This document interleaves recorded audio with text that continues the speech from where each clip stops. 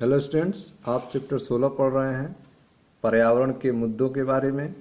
आइए देखते हैं चैप्टर 16 की 6वां हेडिंग ग्रीन हाउस प्रभाव और विश्वव्यापी उष्णता के बारे में। मैं मनीष गुप्ता अपने चैनल में आपका स्वागत करता हूं। तो आइए देखते हैं ग्रीन हाउस प्रभाव और विश्वव्यापी उष्णता क्या होती है। देखिए ध्यान से। ग्रीन हाउस प्रभाव शब्द की उत्पत्ति एक ऐसी परिघटना है से हुई है जो पौधघर में होती है, ग्रीन हाउस में होती है। जो ग्रीन हाउस शब्द आप देख रहे हैं, ग्रीन हाउस शब्द, ग्रीन हाउस प्रभाव, इस शब्द की उत्पत्ति एक ऐसी परिघटना से हुई है जो पौधघर में होती है। क्या आपने कभी पौधघर देखा है? यह एक छोटा ग्लास का घर जैसा होता है, शीशे के घर जैसा होता है, जिसका उपयोग खासकर शीत ऋतु में पौधों को उगाने के लिए किया जाता है। ठीक है। ग्रीन हाउस पौधघर कैसा होता है? यह एक छोटा ग्लास के घर जैसा होता है, जिसका उपयोग खासकर शीत ऋतु में पौधों को उगाने के लिए किया जाता है। ग्लास पैनल प्रकाश को अंदर तो आने देता है, लेकिन ताप को बाहर नहीं निकलने देता है। ठीक है। तो इस ग्रीन हाउस में लाइट जो है इंटर कर सकती है, लेकिन जो टेम्परेचर है, ताप है, वह बाहर नहीं निकलता है। इसलिए पौधघर ग्रीन हाउस ठीक उसी तरह गर्म हो जाता है जैसे कुछ घंटों के लिए धूप में पार्क कर दी गई कार का भीतरी भाग गर्म हो जाता है। ठीक है।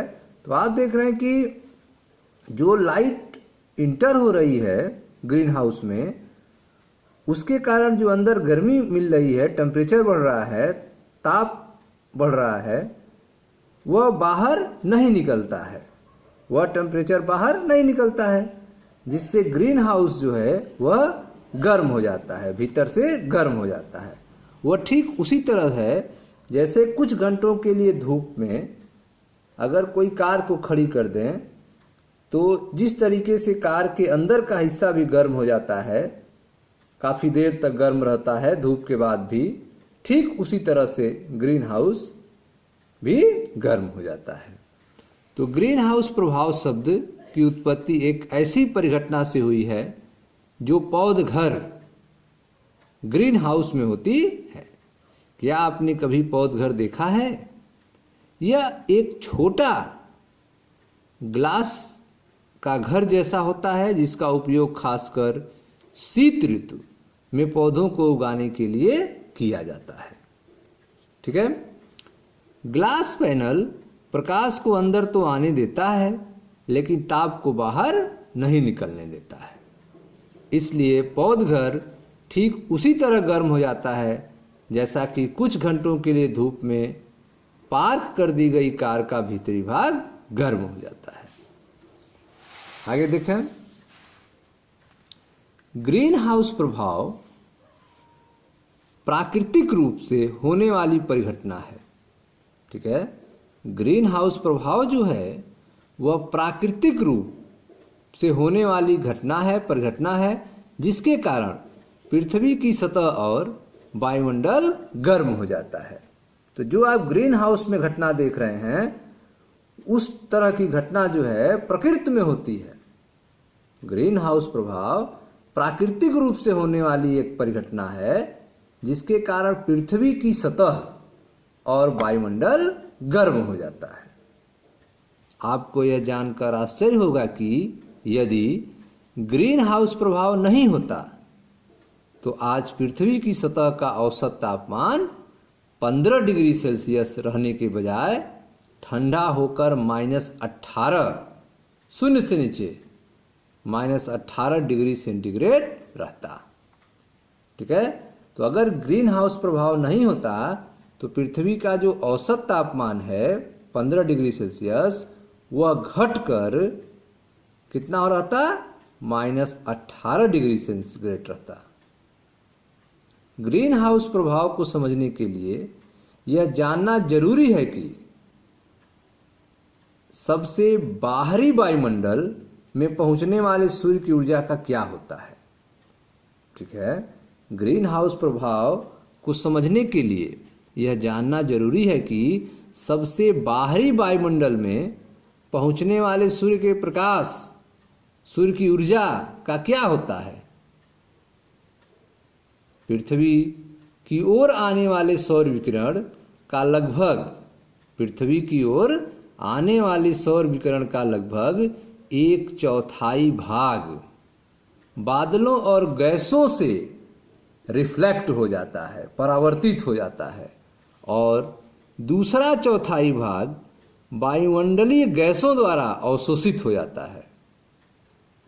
ठीक है, तो आप देख रहे हैं कि ग्रीन हाउस प्रभाव को समझने के लिए यह जानना जरूरी है कि सबसे बाहरी वायुमंडल में पहुंचने वाला सूर्य की ऊर्जा का क्या होता है। सबसे बाहरी वायुमंडल में पहुंचने वाली सूर्य की ऊर्जा का क्या होता है। चित्र 16.6। ठीक है, यह देखें ध्यान से, यह आपका चित्र 16.6 है। सबसे बाहरी वायुमंडल पर सूर्य प्रकाश ऊर्जा। ठीक है, इसमें आप देख रहे हैं सूर्य बना हुआ है, इसकी प्रकाश ऊर्जा आ रही है, टकरा रही है और टकरा कर फिर वापस जा रही है। ठीक है, कम मात्रा में वापस जा रही है। ग्रीन हाउस गैसें, ठीक है, ये ग्रीन हाउस गैसें हैं, ये इनको रोक ले रही हैं, सूर्य प्रकाश की ऊर्जा को जाने नहीं दे रही हैं। ग्रीन हाउस गैस पृथ्वी से दीर्घ तरंग अर्थात अवरक्त दीर्घ तरंग विकिरण अवशोषित करती हैं। ग्रीन हाउस गैस पृथ्वी से दीर्घ तरंग विकिरण अवशोषित करती हैं और पुनः पृथ्वी की ओर उत्सर्जित करती हैं। ठीक है, तो ग्रीन हाउस गैसें जो हैं वह पृथ्वी के दीर्घ तरंग विकिरण अवशोषित करती हैं और पुनः इसे पृथ्वी की ओर उत्सर्जित करती हैं। यह चक्र तब तक चलता रहता है जब तक पृथ्वी की सतह पर उत्सर्जित करने हेतु दीर्घ तरंग विकिरण शेष नहीं रह जाता है, तब तक यह प्रक्रम चलता रहता है। ठीक है, जिसके कारण जो है पृथ्वी गर्म रहती है। तो अगर जो है ग्रीन हाउस गैसों की मात्रा ज़्यादा हो जाए तो पृथ्वी का जो टेम्परेचर है वह बढ़ जाएगा, जिसके अनेक दुष्प्रभाव होंगे। देखते हैं, देखें ध्यान से। तो पृथ्वी की ओर आने वाले सौर विकिरण का लगभग 1/4 भाग बादलों और गैसों से परावर्तित हो जाता है और दूसरा चौथाई भाग वायुमंडलीय गैसों द्वारा अवशोषित हो जाता है। लगभग आधा इनकमिंग आगत सौर विकिरण पृथ्वी की सतह पर पड़ता है। लगभग आधा आगत इनकमिंग सौर विकिरण पृथ्वी की सतह पर पड़ता है और उसे गर्म करता है। इसका इंफ्रारेड रेडिएशन कुछ भाग परावर्तित होकर लौट जाता है। ठीक है, तो आप देख रहे हैं कि लगभग आधा जो है इनकमिंग सौर विकिरण पृथ्वी की सतह पर पड़ता है, उसे गर्म करता है और इसका कुछ भाग परावर्तित होकर लौट जाता है। पृथ्वी की सतह अंतरिक्ष में अवरक्त विकिरण के रूप में ऊष्मा उत्सर्जित करती है। ठीक है, पृथ्वी की सतह जो है वह अंतरिक्ष में अवरक्त विकिरण के रूप में ऊष्मा उत्सर्जित करती है, लेकिन इसका केवल बहुत छोटा भाग ही अंतरिक्ष में जाता है। ठीक है, तो आप देख रहे हैं कि पृथ्वी की सतह जो है अंतरिक्ष में अवरक्त विकिरण के रूप में ऊष्मा अर्थात हीट को उत्सर्जित करती है, लेकिन इसका केवल बहुत छोटा भाग टाइनी फ्रैक्शन ही अंतरिक्ष में जाता है। ऐसा क्यों होता है? क्योंकि इसका अधिकांश भाग जो है वह वायुमंडलीय गैसों के द्वारा, इसका अधिकांश भाग वायुमंडलीय गैसों, ठीक है, के द्वारा अवशोषित हो जाता है। वायुमंडलीय गैसें जैसे कि कार्बन डाइऑक्साइड, मीथेन, जलवाष्प, नाइट्रस ऑक्साइड और क्लोरोफ्लोरोकार्बन, इनके द्वारा जो है अवशोषित हो जाता है ऊर्जा का। इन गैसों के अणु, ठीक है, इन गैसों के अणु ऊष्मा ऊर्जा विकिरित करते हैं और इसका अधिकतर भाग पृथ्वी की सतह पर पुनः आ जाता है और इसे फिर से गर्म करता है। यह चक्र अनेकों बार होता रहता है। इस प्रकार पृथ्वी की सतह और निम्नतर वायुमंडल गर्म होता रहता है, ठीक है। ऊपर वर्णित गैसों को आमतौर पर ग्रीन हाउस गैस कहा जाता है, क्योंकि इनके प्रभाव के कारण ही ग्रीन हाउस प्रभाव होता है, ठीक है। तो यह जो गैसें हैं, कार्बन डाइऑक्साइड, मीथेन, जलवाष्प, नाइट्रस ऑक्साइड, क्लोरोफ्लोरोकार्बन, इनको हम क्या कहते हैं? ग्रीन हाउस गैसें कहते हैं, क्योंकि इन्हीं के कारण जो है पृथ्वी का टेम्परेचर बढ़ता है। ये ऊष्मा को रोक लेते हैं, जाने नहीं देते हैं अंतरिक्ष में, जिससे पृथ्वी का टेम्परेचर बढ़ता है। इसे ग्रीन हाउस प्रभाव कहा जाता है, ठीक है। देखें ध्यान से, कौन गैस जो है कितने अमाउंट में बढ़ाता है। तो यह एक ग्राफ बना हुआ है। पूर्ण विश्वव्यापी उष्णता के लिए, पूर्ण विश्वव्यापी उष्णता के लिए विभिन्न ग्रीन हाउस गैसों का सापेक्षिक योगदान, ठीक है। अलग अलग जो ग्रीन हाउस गैसें हैं उनका क्या योगदान है विश्वव्यापी उष्णता में। तो सबसे ज़्यादा जो योगदान है ग्रीन हाउस गैस का वह है किसका? कार्बन डाइऑक्साइड का, जो 60% है, ठीक है। विश्वव्यापी उष्णता में ग्रीन हाउस गैसों का जो सापेक्षिक योगदान है वो उसमें सबसे ज़्यादा है कार्बन डाइऑक्साइड, जो 60% है, ठीक है। उसके बाद जो है मेथेन है 20%, फिर है CFCs 14%, फिर नाइट्रोजन ऑक्साइड जो है 6% है, ठीक है।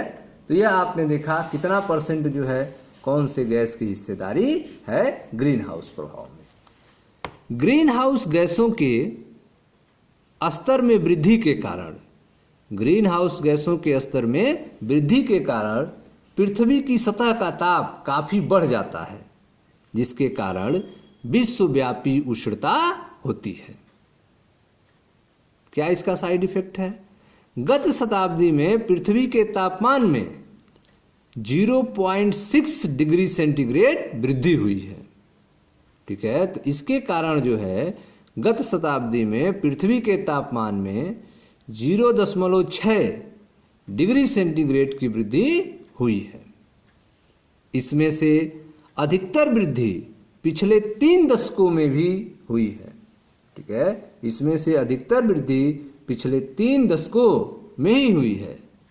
इस सुझाव के अनुसार सन 2100, ठीक है, इस सुझाव के अनुसार सन 2100 तक विश्व का तापमान 1.4 से 5.8 डिग्री सेंटीग्रेड बढ़ सकता है। वैज्ञानिकों का मानना है कि तापमान में इस वृद्धि से पर्यावरण में हानिकारक परिवर्तन होते हैं, ठीक है। अगर इस तरह से टेम्परेचर बढ़ जाएगा तो इससे क्या होगा? पर्यावरण में हानिकारक परिवर्तन होते हैं, जिसके परिणाम स्वरूप विचित्र जलवायु परिवर्तन होते हैं। इसके फलस्वरूप ध्रुवीय टिमटोपियां और अन्य जगहों जैसे कि हिमालय की हिम चोटियां का पिघलना बढ़ जाता है, ठीक है। तो टेम्परेचर के बढ़ने से जो बर्फ, जो हिम जमे हुए हैं वे सब पिघलने लगेंगे। कई वर्षों बाद इससे समुद्र तल का स्तर बढ़ेगा और जो कई समुद्र तटीय क्षेत्रों को जलमग्न कर देगा। जो समुद्र के किनारे नगर बसे हुए हैं वे सब जल में डूब जाएंगे। वैश्विक उष्णता से होने वाले परिवर्तन का कुल परिदृश्य अभी भी सक्रिय अनुसंधान का विषय है, ठीक है। वैश्विक उष्णता से होने वाले परिवर्तन का कुल परिदृश्य अभी भी सक्रिय अनुसंधान का विषय है। हम लोग विश्वव्यापी उष्णता को किस प्रकार कंट्रोल कर सकते हैं? अगर कहा जाए कि यह जो विश्वव्यापी उष्णता है इसको हम लोग कैसे कंट्रोल कर सकते हैं, किस प्रकार नियंत्रित कर सकते हैं, तो इसका उपाय है जीवाश्म ईंधन के प्रयोग को कम करना।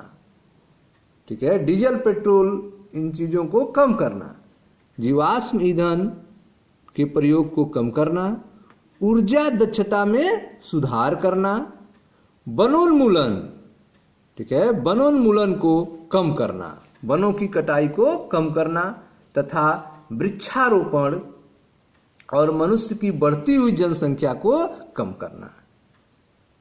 ठीक है, वृक्षारोपण और मनुष्य की बढ़ती हुई जनसंख्या को कम करना।